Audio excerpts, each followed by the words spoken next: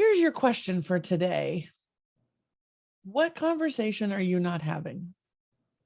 I want to say it differently. What is it you know you need to bring up, but you don't know how to bring it up? Whether it's with your partner, whether it's with your child, your boss, your neighbor. I have a feeling there's something going on in your life right now that needs to be brought up, and you know it, but you don't know what to do about it, and you're kind of stuck. So it's like, why not just ignore it? Well, at least that's true for me. I don't know about anybody listening. I'm just going to speak for myself for a second. I want you to reflect on this question as I share my story. My mother-in-law is moving from Washington to Oregon to be nearby. And let me tell you what kind of tough, brave conversation needs to be had in my house, which is, how often will she visit? How will we structure our new life? What are the things that really matter right now, knowing she's closer because she's a widow and we want her to have a community of friends, and we know our lives are really busy. And yet my husband and I have been so focused on moving her, we have not had the conversation yet about what's life going to be like now that she's closer. And I think we're dancing around it. Like, that's the truth, right? In a very busy world. And so when I think about that, and I think about our guest today, I'm so excited for us to lean into whatever conversation you are aware that needs to happen, but avoiding for whatever reason. And because it doesn't feel safe, you don't know what to do. What if it goes poorly or terribly wrong? There's a high stakes involvement here. So I just want to tell you, like, there's nobody better equipped to help us with this today than Elisabeth Cardiello. And Elisabeth, I'm so glad you're here on Ctrl+Alt+Delete. Thank you. Thank you for having me. Okay, I just need to like fully let people know. Elisabeth has a framework. It's a Brave Conversations Over Coffee framework.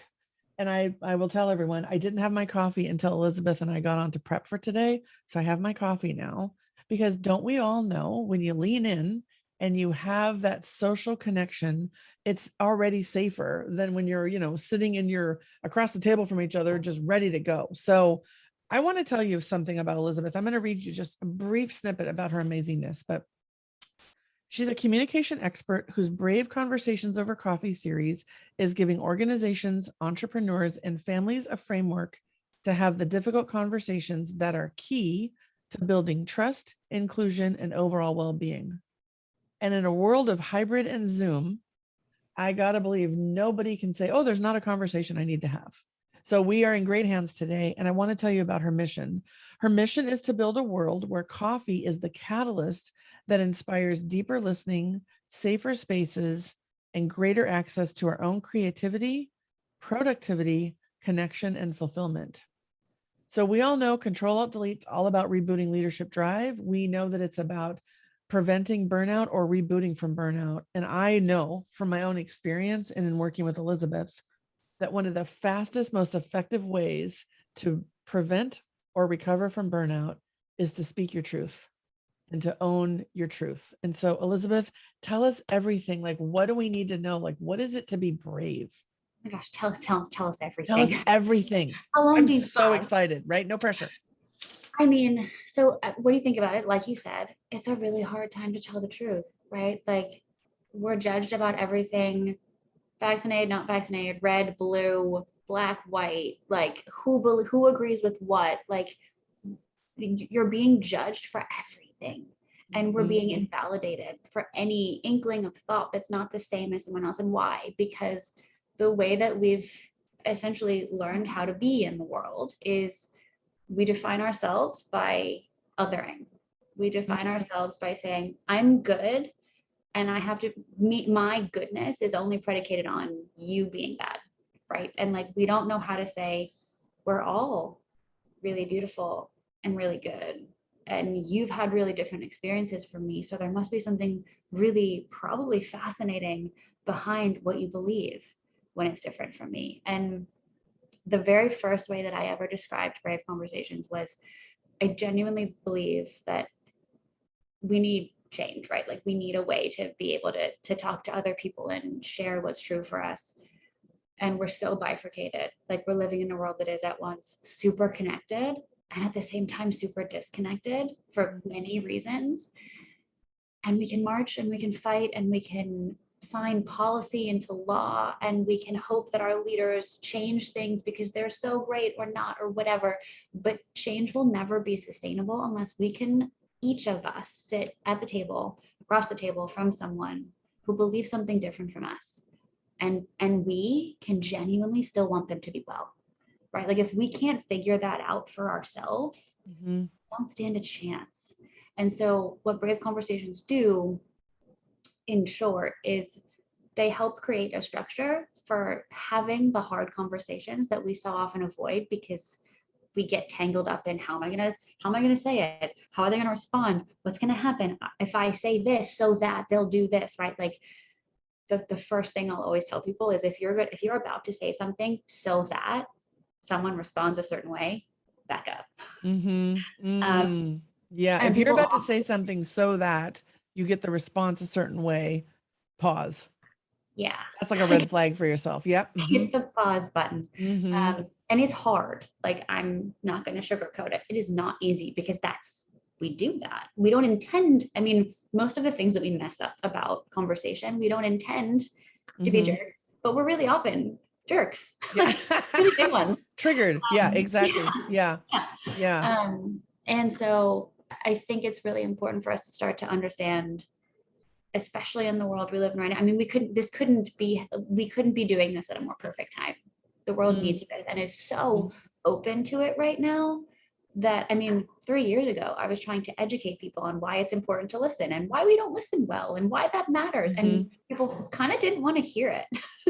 Yeah. And now we're like, oh my gosh, we don't listen very well. We need to understand how to actually do that better. And some of it's about empathy and some of it's, I mean, so why over coffee? One, because I owned a coffee company for 10 years and got to see that exactly no one ever says, let's go have this hard conversation in the boardroom, right? Like no one ever said that. Mm-hmm. They always say, let's go grab coffee so we can be authentic, like so we can be real Mm-hmm. about this. And in deconstructing those conversations, my background's been in leadership and communication, you get to see that we need to do something different. So the thing we're going for in conversation, the thing that actually brings about empathy, brings about having difficult conversations in a productive way, is making our brain feel safe. Psychological safety is like the key to all of that. Mm-hmm. And the coffee is the first tangible symbol of safety, right? Because we know it, we love it, we trust it, it's familiar, we do it every day. So going to get coffee or the bringing coffee or the having coffee around the table, like that's the first signal of this is safe, this is okay. And then the Brave framework actually teaches us how to become, like how we can take over as that safe symbol in the conversation. Oh, I'm going to join you for a second because I had an awareness that I think intuitively, I'm just going to share this I'm just going to share this because I think what will happen is it will light a spark for others. So I can't tell you how many times when we were in the office that I would say to people on my team, let's go grab a coffee. And I wanted to leave the campus. And so we would go to a Starbucks or a Pete's or a local coffee shop or whatever. And I always knew that we would have a better one-on-one. I knew that drive over in the car together, I knew that sitting there, even what are they ordering and connecting with each other. And I got known for it to the point where people were like, oh yeah, Lisa doesn't have one-on-ones in her office. Like she has them at coffee shops. And what you're saying, I didn't know that at the time. I just had a knowing inside of me that we would have richer conversations and be more productive. And I also felt that, leaving the four walls of whatever office or cube you're sitting in did something for your brain. Like this is before I knew a lot more than I know now.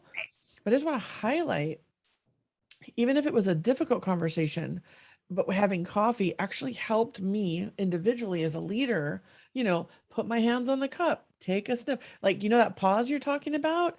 It was like a secret pause for me. I'm just realizing right now, the smell, the holding it, the even waiting for it, because you're not going to have the conversation until the coffee gets to the table, because you're going to have to pick up the cup. So I'm just having a holy shit, you're onto something, my friend. Do you know? Yeah. I mean, what's interesting is that a lot of people are like, oh my gosh, that's why I've always gone for coffee. Right? Yeah. Yeah. I mean, the latest neuroscience research basically says the key to getting on the positive path or the path of healing or the path of like fixing things in yourself or addressing things that you haven't been able to ever, the key to it is one thing, is safety. Mm-hmm. And the cool part is that we can actually make each other feel safe more. I mean, the research that's most commonly out there is, you know, when you're in the stress response, when you're really stressed, meditate, take deep breaths, you know, write down things you're grateful for. And those things work beautifully. They do. And when you're in a bad place, stopping and doing that by yourself is sometimes so challenging that you don't actually ever get to it, right? Like Yep. you don't, it's so hard to self-regulate. Whereas if you're in a bad place and you can turn to someone that you trust, who knows how to have a brave conversation, and you can say, I'm not okay. Can I vent? Can we have a brave conversation? Can we, you know, whatever it is that you can turn to someone. The science essentially is that person doesn't need to do anything. So it's called social baseline theory. If you're by yourself and you're looking at, you know, a challenge or this mountain that you have to climb, you're like, oh my gosh, I can't, like, there's no way I can't. In the second scenario of the research, it says you're looking at this mountain and there's someone with you, maybe you can trust them, but even just having some stranger with you, your perception of that very same mountain, that very same challenge is like, yeah, that's really hard. I mean, but maybe I guess I can try. Mm-hmm. And in the third scenario, if you have someone with you that you can trust, that you know and you feel that you can trust, that challenge doesn't look as hard. Your brain perceives the exact same thing. Nothing has changed, but being witnessed while you scale that mountain, navigate that challenge, being witnessed by someone you trust makes your brain feel safer to do it. Mm. And that's why community, we're like better together. We're just like, when we're in uncertainty, we turn toward other humans. And it's why, I mean, if in your companies you're seeing tons more meetings, needless meetings, people are just putting stuff on the calendar and like, you don't actually really need to meet about it, but for some reason you are. If we're not conscious of the fact that we're not okay, we just want other humans around us. And so it could look like lots of meetings, we have no time for ourselves, but if it's addressed, you'll need less because it'll be intentional connection time. It won't be, you know, what's next on the agenda, right? So Yeah. it shows up in so many ways. I mean, another thing it's hard to tell the truth about is, hey, I'm not okay. Hey, I'm overwhelmed. Hey, I need more support at work. Hey, I can't do that last thing that came across my desk because I'm already swamped and I have no time. Because what is the story you want to tell? You want people to see you as productive, good. You want to be promoted. You want to be rewarded. You want to be celebrated. But we don't believe. I mean, people are thinking that it's easier to leave their job Mm-hmm. than to raise their hand and say, I'm not okay. I mean, we see it all the time in our clients. Like it's fascinating and Yeah. crazy. And Yeah. I mean, it's funny, someone, a leader that I was talking to was saying, yeah, we've had a lot of people leave or a lot of women leave, but it seems like they're all for different reasons. And I said, okay, interesting. If this many people have left and you didn't have an inkling that any of them were going to leave within the 3 to 6 months before, this is proof that we're doing something wrong. And B, you know, it looks like it's not connected, but if you didn't know that this was about to happen, I mean, people don't just up and leave. They've been thinking about this for a while. This is like that it's connected somehow. And it's most often that they don't feel safe enough to say what needs to be said, even if it's hard. Like they don't feel safe enough to share what's true, which is what we're going to change. Yes. I mean, I want to go preach. Like, okay. Here's what note you guys, for those, if you're listening right now, here's what you need to know. Okay. We're not just making this up. Like, Elisabeth has 2 TEDx talks. She has a Netflix documentary. She's been on Forbes, NBC, SHRM, Goop, Virgin's 100% Human at Work. She also works with Simon Sinek's leadership team. Like, please listen in, because what she's telling you isn't just, you know, we're 2 friends having coffee. We are 2 women on a mission to change the dynamic and the conversation, which is when you think about the great, what are they calling it these days? The Great Resignation. Resignation, right? There's nothing great about it. Like, it's the most awful thing on the planet when you think about people being so done and feeling that it's easier to quit than to go ask for part-time or hybrid or help or no to a project. The concept that is not lost on me is I know what it takes to find a job. That's months of stress and pressure and uncertainty. And they probably are doing that while they should be getting work done in the day job. And then they leave and you're like, wait, why are they leaving? Like, no. Yeah. Oh my gosh, I just want to scream at the rooftops. Like, as a leader, how many times do you know what's right to do with your budget, and are you not empowered to do something with your budget? Imagine what that's like for the individual contributor who is like, I really can't say no because you're the boss. So what I heard you say, Elizabeth, I really want to circle back on is there's a magic in curiosity. You know how you were saying like otherness, like being curious about how we are the same, being curious about what we're up against together, being curious as a leader to just understand you might be feeling that way too. So I just, when I think about the BRAVE framework for anyone who wants to, instead of resign right now, go give it a shot for that kind of conversation, what are the things they need to think about? Because it's one thing to initiate it, but you can't control the other person. So how do Right. you, as your individual self, rise to the challenge to tend and befriend and be in a space where you take this uncertainty and fear and you turn it into as much safety as possible for yourself to then show up in that conversation? Like, what's some advice? All right. So I want to plus one your comment about curiosity. There are so many like assessments I've taken. One is about my value, about our values, and my top one, number one, is curiosity in the world. When I was a kid, I was like, I want to be paid to ask big questions. Well, guess what I've Guess done? where you are. Yep. And so, but the key is having curiosity, even for yourself, right? Like if you have this tendency to fly off the handle about something, or to get really mad about something, or to get super triggered about something that, maybe it's the same manager that just grinds your gears, right? Like maybe it's a partner and something they do. Maybe it's, you can get curious and turn towards yourself and inquire a little bit, like there's a reason this is happening. This is my nervous system protects me. That's what it's built to do. So it's protecting me, and I'm aware of this feeling bad because I don't need it anymore. So it's here so that I can address it and move past it, and it feels uncomfortable because it's finally ready to be addressed. Say So that again, because I think that's so important. I'm so sorry, but what you said is it's showing up because it's ready. In other words, I'm feeling triggered and my awareness is meeting that trigger in the moment because I'm now ready to do something about it. Are you saying it signals readiness?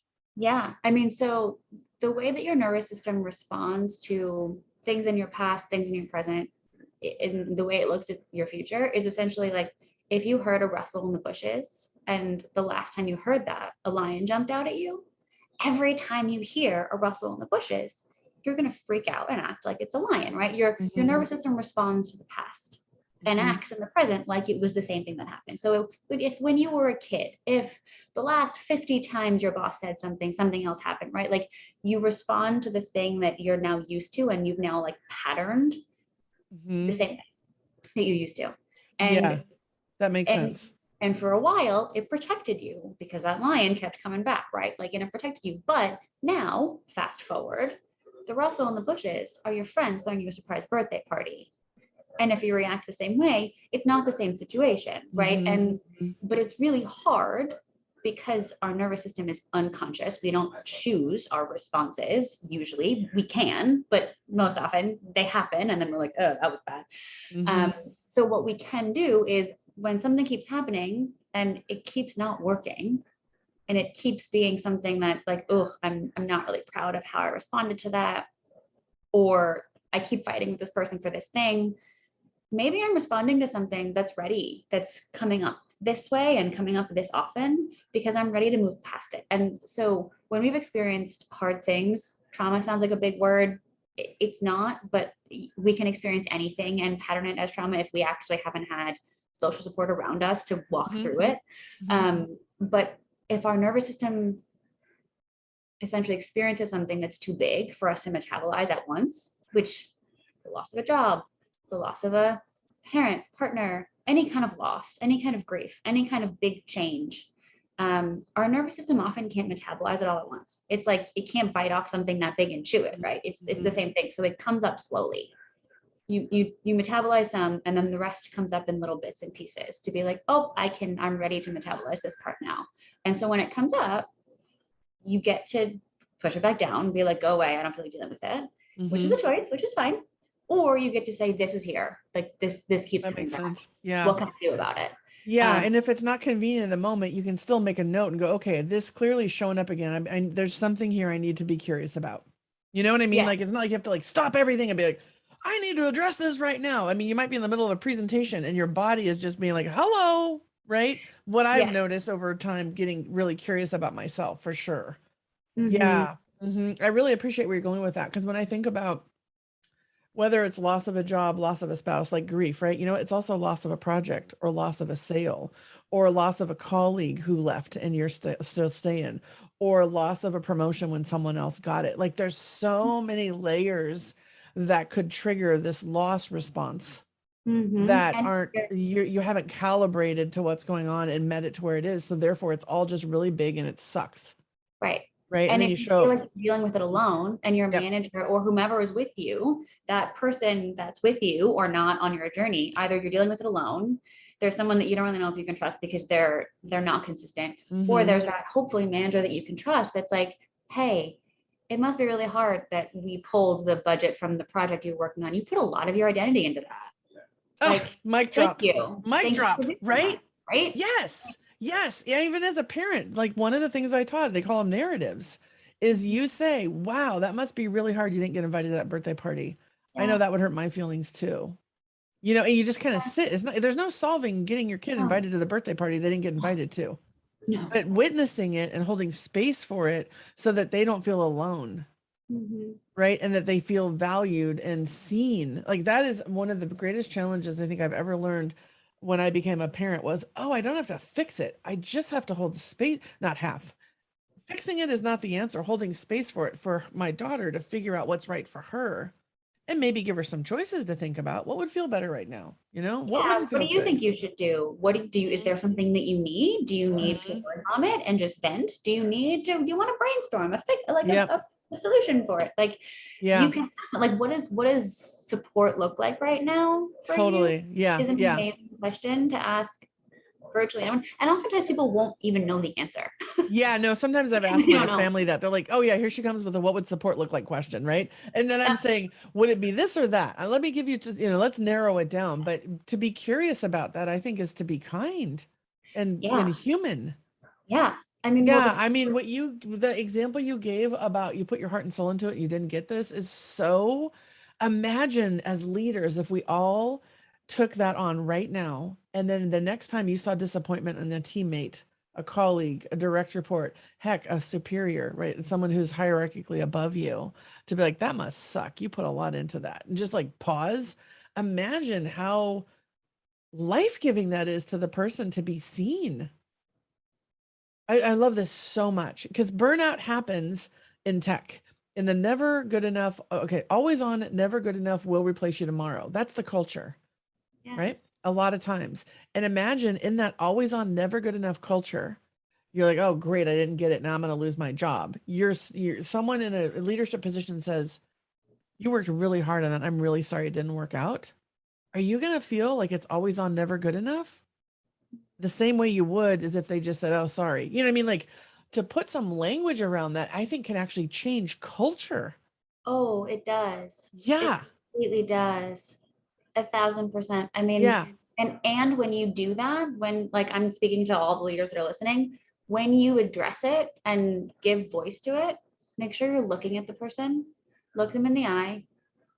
You can put someone into the stress response or take someone out of the stress response just by your eyes. Like if you're looking at them and kind of like furrowing your brow and you have that like mean mark in between your eyes, like if you're looking at someone and judging them and being analytical about something, they can tell and they feel like, ooh, you're judging me about something, like, and they almost back up. But if you're just saying something like, hey, that probably hurt, like, that sucks, I'm really sorry, you put so much time and effort into that, you're still important. It got trashed, but you're still important. Right. If you're looking at them with an open, accepting, just the whole, excuse my French, but like resting bitch face is a thing. Yeah. You can do it with your eyes too. And you can make someone feel really bad or really good just by the way you look at them. The Chinese symbol for listen is actually comprised of the symbols for one eye, one ear, one heart.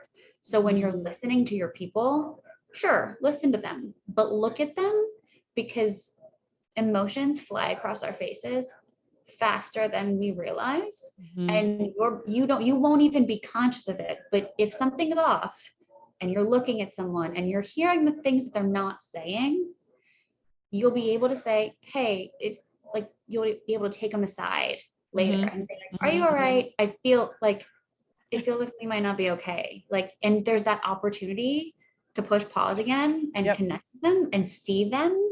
And that can make all the difference. That could make the difference in them not leaving, right? Like retention. I mean, so good here. And okay, so I'm just going to share my story because I need to say this out loud. I think this is super important. You talked about resting bitch face. My husband calls it Director Lisa. So I get this look, right? Now, your brow is furrowed, Lisa. And most of the time, I'm not even pissed. I'm actually thinking and I'm feeling, but I don't know what I'm feeling yet. So I'm confused. I'm actually having a moment of confusion in my body. But someone on the other side who doesn't know that, and I don't put words to that, will be like, what the F is your problem, Duerre? Right? So I'm going to tell you a story real quick. And then I would love to know what your guidance is on this. So Senior Vice President and I, working months on a huge project, big conference, training, thousands of employees. Okay. And I had everything written up and I was working with a production company and we had this flow of how we were going to do this recognition ceremony for the employees who had overachieved. I put my heart and soul into this thing. And I was running this massive project. I was exhausted. I was probably burnt out then and didn't even know it. Do you know what I mean? Like just adrenaline, life-giving energy running. And so we go to do the rehearsal and the production team doesn't follow the flow that we had agreed to. And now this senior vice president was very meticulous with details and I needed us to look united to her. It's super important. Okay.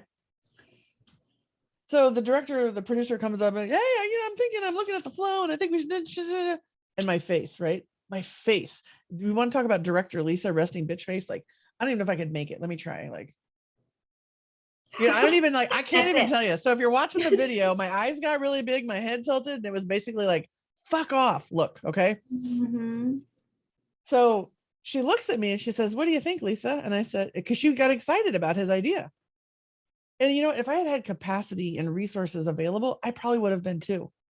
But to me, it was one more effing change at the last effing minute. You didn't respect our boundaries. You came in to save the day. You didn't care about me as the client. You had the talent. You know what I mean? It was a whole thing. And I said, if that's what you'd like to do. She goes, are you fine? I'm like, I'm fine. She goes, well, I want you to tell it to your face. She said that to me in front of the producer, the entire freaking team. I want you to tell it to your face because my face didn't match my words or my energy. And you know what happened at that moment? I could have cried. I could have stormed off. I could have yelled. I don't know what happened, but something divinely inspired came through my soul. And I said, you know what my face is saying? I'm tired. I wish we would have had this conversation 3 days ago. I'm totally okay with doing it. And I don't have the resources anymore to manage my face. I was pissed that she called me on it too. Right. And she's like, thank you for aligning your face and your words. I think we should go for it. You know what I mean? Like we literally had that conversation. It was messy. I left and I was just like, I'm so damn tired. Nobody listens. You could tell this whole freaking story. And yet at the time, for whatever reason, because we had enough trust, and my ego wasn't in the driver's seat, I could just say, I'm sorry, my face isn't matching my words. I really want you to trust my words. My face is tired of, I would love your reaction to that. Cause I know you've dealt with this so often, but pick it apart. Whatever you want to say about it, let me know. I mean, kudos to you for having enough resources to actually say that. And so Yeah. often you're having an emotion because you have a need that's not being met, and Mhm. you usually can't. It's really hard. I mean, it's possible, but it's really hard to speak to that in a controlled way, in a professional way, when that's happening. So kudos to you. She needs someone to tell her, like, if something's happening, you need to not say it in front of other people. Like, pull the person aside. That's not because what she thinks she's being tough and making an example out of it. Like, don't do that with me, but she's making it about her. And when leaders make things about them, their people like shrink back, right? Like they can't be themselves. They're afraid to do something wrong because if the manager doesn't like it, they'll call them out and embarrass them. Why do we?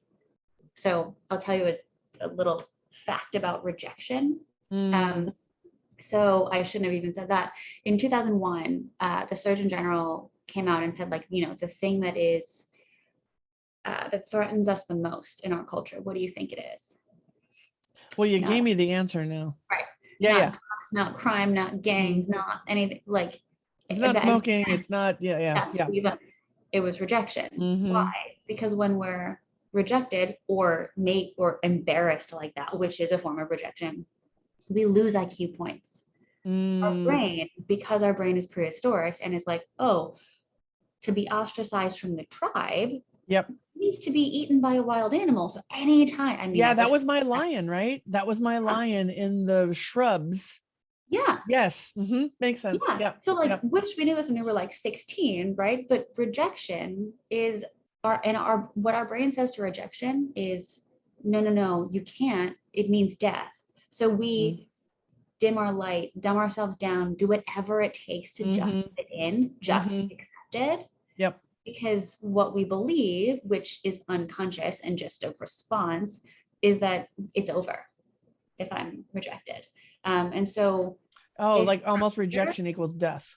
Yeah. So if you're a leader and you're purposefully making people feel that so that you feel stronger, shame on you. Like, shame on you. Grow up, take people aside. If you need to flex your muscles and like be feared to get your work done, you need to do some work. Yeah. Well, I really appreciate what you're saying about it, because it's so, the way I look at people, I mean, heck, I do this for a living. I looked at it like, you must not be okay to be that crappy to me in this moment. Like, I'm going to rise to the challenge. Right. But listen, what I really wanted to say is tell it to my face. Really? But I was like, wait. There's all this politics and all this stuff. And, I have to keep the shit together because I am the leader of this large ass project, massive project. But I will tell you, like, finding those words in that moment, it was exhausting. And it was like shining a spotlight that I'm almost about to break. And I felt super vulnerable. And so she could have just like gone for the last dagger, right? Which she didn't. And yet, I don't think I've ever acknowledged how much it sucked until right now. So thank you for helping me see that, right? Because I was always like, well, I'm resilient, but you shouldn't have to be resilient. You should be able to have that kind of conversation in a way that's helpful, which is, hey, Lisa, you seem irritated. Is everything okay? Like, how can we support you? What do you think? What makes sense? Because really what I was thinking about was having to get the entire crew to turn on a dime to make this change instead of leaving good enough, because the return on that decision wasn't going to be so exponential. It would change everything. And I also wanted, our leadership team to be happy. And I didn't want to make our producer that we had hired, I didn't want us to look not aligned.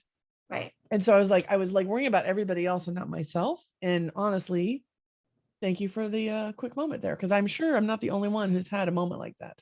No, of course. Even when you can like find the words, it still sucks. Yeah. Well, and now let me take the other side.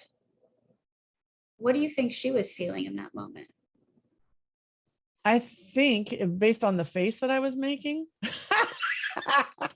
I can only imagine that the face I was making was causing her to not trust the process or trust the team, and that she really wanted me to own it. And so she needed me to, be aligned with my energy, my words, and my face. Did she have a really hard day too? Was she really stressed too? Well, she was about to go on stage in front of thousands of people, of course. Right. Yeah. Yep. So what do you think, if you could identify a need that she had, what do you think her need was? Did she need certainty from you? Did she need to know that what you said was actually true? Did she need significance? Did she need to feel important? Did she need uncertainty? Probably not. Did she need connection? Did she need to feel like you had a connection that would make her somehow feel You know, safer? it's really interesting because when I look back on it, she might have been like, why are we fucking changing the plan? Right? She might have had all that. And then looking to me to make sure that we could execute on it. And then my face not matching, she could have just been like, really, are we doing this right now? Like, so she might have just, yeah, I think certainty is probably what she needed. She's about to Yeah. go out in front of everybody, Yeah. you know? Yeah. Mhm. That would be my guess. I Yeah. mean, because at the end of the day, if our belief is everyone's just doing the best they can, Yep. then she was having a hard day and she might have needed someone to come to her and be like, this sucks. We just changed everything. And now you have to go perform for Yep. people and Yep. be seen and not mess up, where Yep. people can see you and see you fail. Right. Yeah. And so, I mean, so why does that kind of stuff happen? Because we don't have the language to say, hold up, can we just take 20 seconds and have a brave conversation? Like, can we just Mhm. everyone stop? And usually when teams have had those and it's almost like they know each other better. They know the stuff that hurts a little more Mhm. Mhm. intimately. Mhm. Um, those moments don't happen as much because because you've then heard how the tiniest things have actually really affected other people. And you realize, oh, I've inflicted that pain before. I don't want to do that. I didn't Mhm. intend it, right? Like we never intend it. We react rather than respond because we haven't figured out the moment to take the pause before we open our mouths. Mhm. Yeah. Yeah. Yeah. One of the things I think about when we run the workshops that, well, all of the engagements that we do, one of the things we really try very hard to do is for especially like new leader onboarding, right? Because Mm, they're all about, let's get it done. Here's our goals, rah, rah. And I'm like, whoa, whoa, whoa. What makes you tick? What drives you crazy? What's a high point story? When are you at your worst? You know, what do you need help with? Like really showing up as that human in that process as a leader to help others know how to read your resting bitch face, or perhaps my, what the fuck face or whatever. Director Lisa, that my husband always, that's our big joke. mhm. But it's also really great that we have a label for it, for Yeah. me, because it's safe. When I get told, hey, Director Lisa's showing up, right? I know what that means. And so even when I'm onboarding teams, I'll be like, hey, Director Lisa could show up. This is what's going on underneath it. Can we together call Yeah. it, right? And to me, that's brave. That's amazing. Oh, yeah. What are some other components of bravery as we think about people in this always on, never good enough, will replace you tomorrow, never feeling safe? Like, that's a Mhm. really hard hole to climb out of. So Yeah. what can we give them that's actionable today? Either a mantra, a thought, a question. So the B, so BRAVE is an acronym. So the Yeah, BRAVE yeah, framework. let's do that. Mhm. So the B stands for be present. And we've talked about this a bit, and be present sounds super easy and super simple. And yet it's still the hardest thing for me. When someone comes to you and shares something hard, your employee comes to you, our story is that they're coming to us because we need to fix it. Mhm. Either that's our story, or we like being the hero, or we don't want them to feel pain, or we don't want them to feel pain because it's annoying for us to have to deal with them feeling pain, right? Like we Yeah. don't I but say, this is very in my head. This is really inconvenient. I have shit to get done. Right. And then I was like, oh, well, there's my trigger word. When I feel it's inconvenient, that's exactly when I need to stop everything. But I had to learn that. But yes, inconvenient for sure. So what we do is we just dive in and fix things for other people because we're like, you can't just let me do it. I got it. Just I got it. Right. And we think we're doing them a service. But what we're doing is putting more on our shoulders. So we're getting more stressed. We're getting closer to burnout.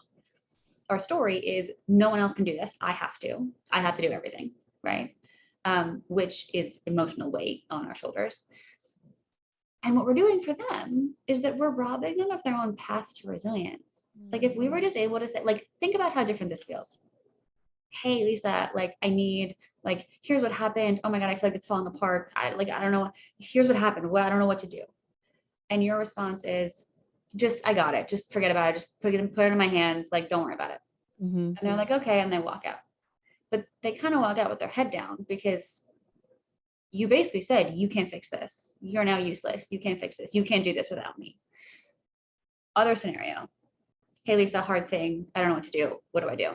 And your response is like, oh, wow. Yeah, that does feel hard. Are you okay? Like, what? So, I mean, I'm here if you need me, but like, I think you got this. What do you think we should do? You know this best. Mm-hmm. And then just stop talking. Yeah, look at my smile. Like I can even feel it when you do it just as a example.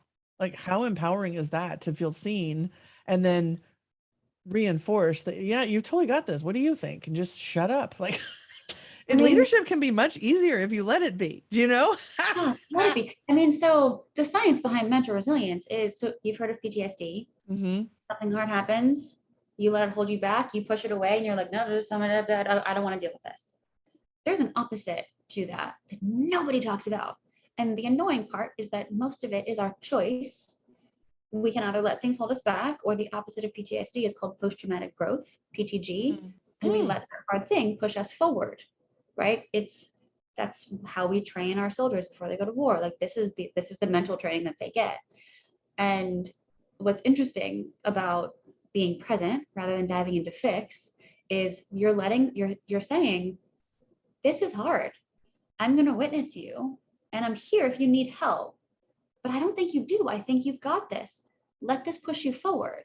And then you're letting them build their own confidence, build their own self-esteem, build their own resilience. They're going to be a better employee after that. Mm-hmm. They're also going to be more motivated after that. And you're not saying, I won't help. Yep. You're not saying, go do it on your own. That's a third scenario that we did not cover. Yeah. If you're saying, I got you if you need me, but I don't think you need, I think you can do this. Like, what do you think? And just, it takes what, 5 minutes for them to then word vomit whatever they think, probably brainstorm in, talking along the way. And maybe they come to something and maybe they don't, but they feel like you believe in them a bit more. So they feel less like they have to dump things on you and more empowered, more seen. And when the solution works and you're then able to be like, you did great. That was you. Mm-hmm. You just, you want to give someone a bonus? Do that. Yeah. And that makes it so much easier to not feel like you have to quit.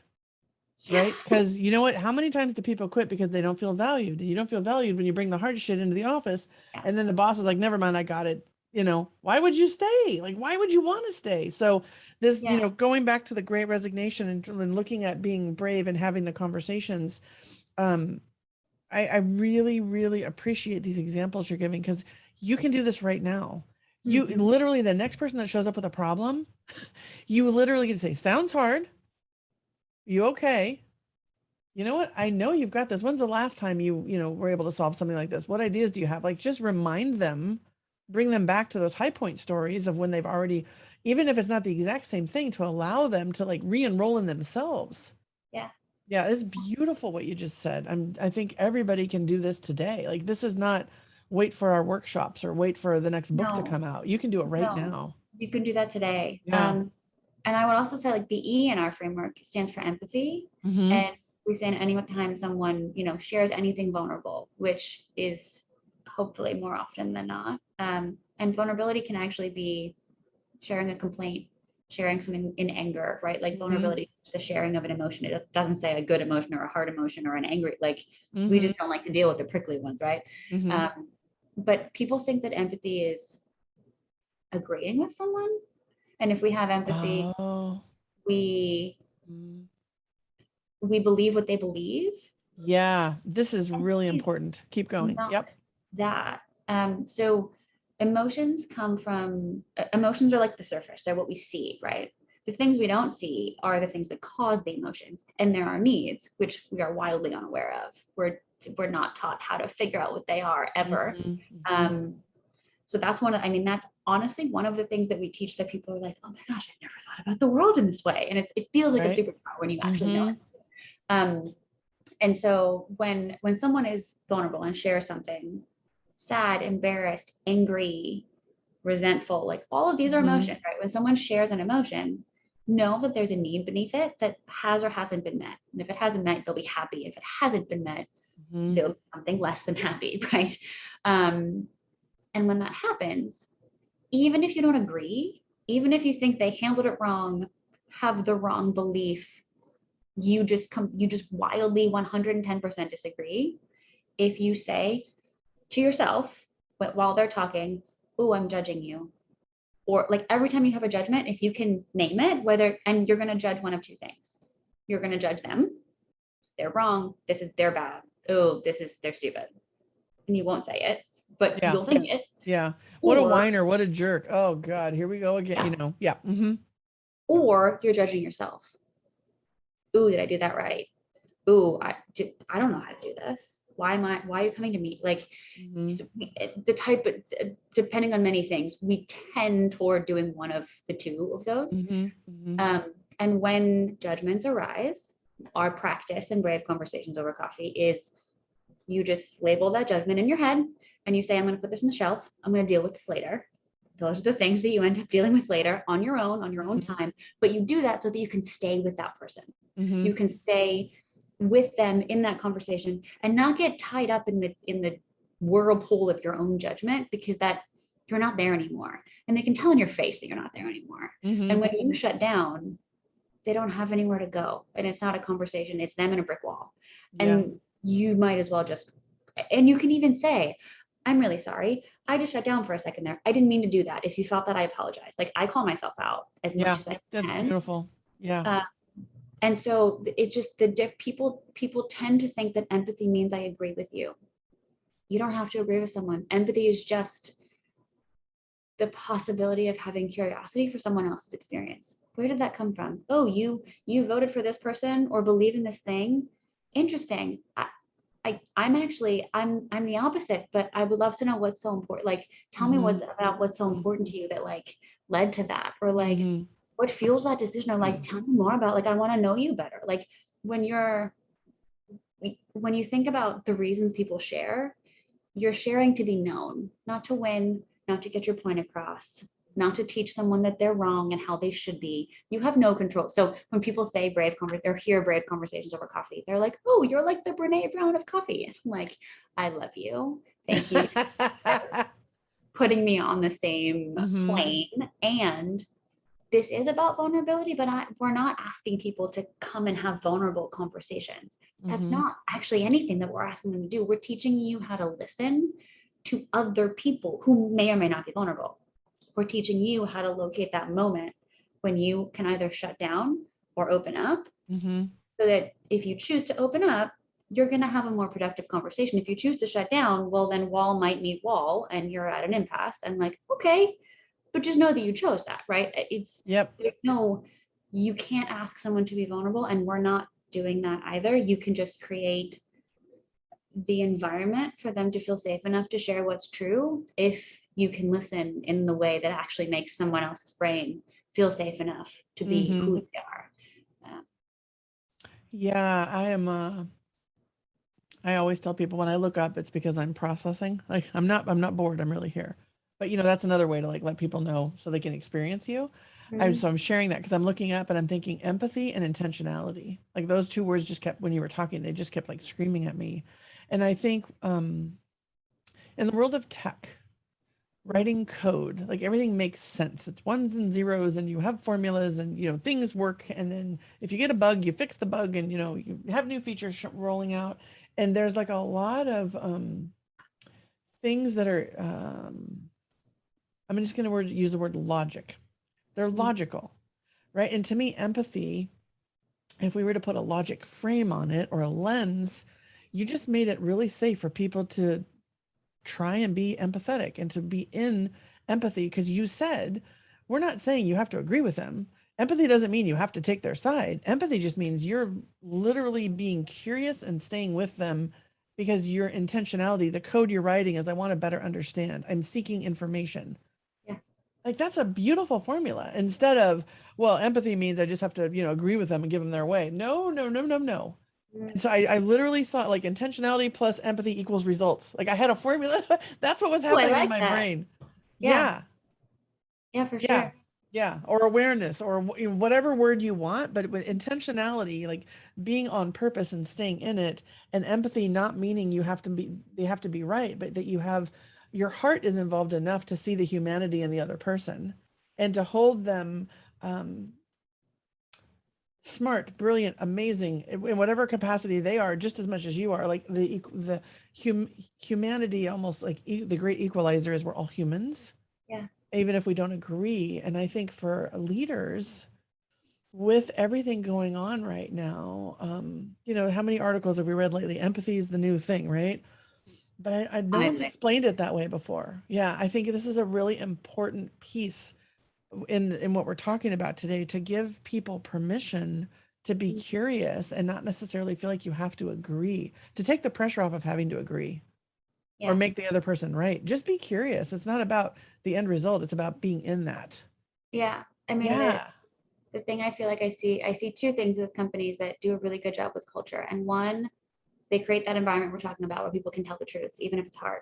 The second thing they do is on the order of this. The second thing they do is they're leaders, but really everyone can communicate things in a way that the people that they're talking to can hear, which means that their communication style isn't about them. Do you know how many times I hear, well, I'm a direct person.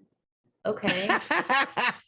I walk around saying my love language is words of affirmation. Does that it doesn't mean, and like it's funny, the assessments make me laugh sometimes because people walk around knowing they're like, I'm an ENFJ, right? Exactly. Like and they're happy about it. And it's great. Like know yours, dig into it, learn about yourself. I love it. But you don't need to know your own. You need to know everyone else's. Everybody else's, exactly. Because you need to be able to phrase things in a way that they can hear. Communication is not about you. And though you're a direct person, if your team doesn't receive things in a direct manner, I don't care what kind of person you are, you style. Yeah. So good. And that comes with empathy. Like that comes with putting your judgments and yourself on the shelf and saying, I gotta stay with you. How will you hear me right now? What do you need? I mean, it's a love language. Knowing your own just doesn't matter. You need to know the other person's, or else you're going to give all the support in the way that you do, and they're going to be like, I don't have any support because you're not giving it. Yeah. This is so good. Okay, so I feel, well, here's what I know. We're going to be doing more of this, my friend. I know that RLD Group is bringing brave conversations to our clients, right? So let's just plant that seed for anyone listening. You want to have one of these? We got you, right? In the meantime, I think if I could ask you for one, I think I really want a question. What's one question we can all ask ourselves today to help ourselves be more present or to be in empathy easier? Because those are the two things I think that if we circle back on everything today, if people were to take notes right now, and one thing that would help them, what would it be, either in being present or empathetic? One question that I ask myself in every hard situation is, who do you want to be? And how do you want to be remembered in this moment for this? Like, what do you want to tell? And this is different versions of the same question. Yep. What do you want to tell your grandkids? How do you want to tell them you responded to this? And it essentially like levels you up into a higher version of you so that you're not in your ego. You're not in like the thing that wants to like, you know, burn everything down and wreak havoc. You're in a better place. And answering from there always gets you to something that is in line with your values, in alignment with who you are and what you care about, and will help you have better conversations. Because if you're about to have a hard conversation or want to have a hard conversation, approaching it in a way that builds trust between you and that other person, it's not about winning. It's about like, how can I hear them? How can I share with them what's important to me and figure out a way forward? It might not be the thing you want, but it might be better than the thing that you think you want. Like what was Henry Ford's quote? If they asked me what they needed, they would have said faster horses. Or if I asked them what they needed, faster. You don't often what you end up with when you have a brave conversation is better than the thing you thought you were shooting for, right? Yeah, this is so good. So the question is, who do you want to be and what do you want to tell your grandkids about how you showed up in that moment? Did I get that right? Oh my gosh, I love this. Okay, so here's my other question. Music. I believe very strongly in my own experience and with my clients that music is a wonderful way to get back in your body, to get more centered, to move some of the stress out, and also either raise your vibe and sometimes even to get more reflectionary. So when you ask your question, who do you want to be? What's a good song that would go with that question for anyone listening today? What's a good song My that would help favorite pull that out? reflection song is by a guy named Trevor Hall, and it's called A Reminder. Trevor Hall, Reminder. Mm-hmm. And what's the basis of that song? Like why that one? It tells you to find your center. Mm, It's the words that, I mean, should I give it away? The words that it says over and over and over and over and over again. So it's interesting. But it says, my love is just a reminder, find your center. mm, And it's just like, it takes me from wherever I am and brings me right back down to earth mm-hmm. and stops me from circling in Yeah, whatever it's I'm circling in. that's awesome. I mean, even when I think about that moment, like tell your face, right? You better check in with your face because your face isn't aligned, right? Yeah. Remember, to like have that moment of that pause and to Mm-hmm. Oh have even those lyrics, like the gift you gave even in the lyrics right now is so beautiful. I can't wait to listen to the song. my God, I can't wait to Yeah. hear what you think of it. I want Yeah. to know yours. What's yours? I have two. One of my most famous songs it's the wrong word. My favorite is called I Am Light by India Ari. I love that one too. I can play that. My daughter can sing that. She knows. Listen, that is my go-to. When Mama's got I Am Light playing, I we have know I'm chills. working, getting back to center, right? She has Mhm. another one. I can't remember the title, but the words are slow down, baby, you're going too fast. Oh, back to the middle. It's called Back to the Middle. India Re Back to the Middle. That's like when you're burning out and you're going too fast and worried about everybody else, get back to the middle. Those two Mm, for sure.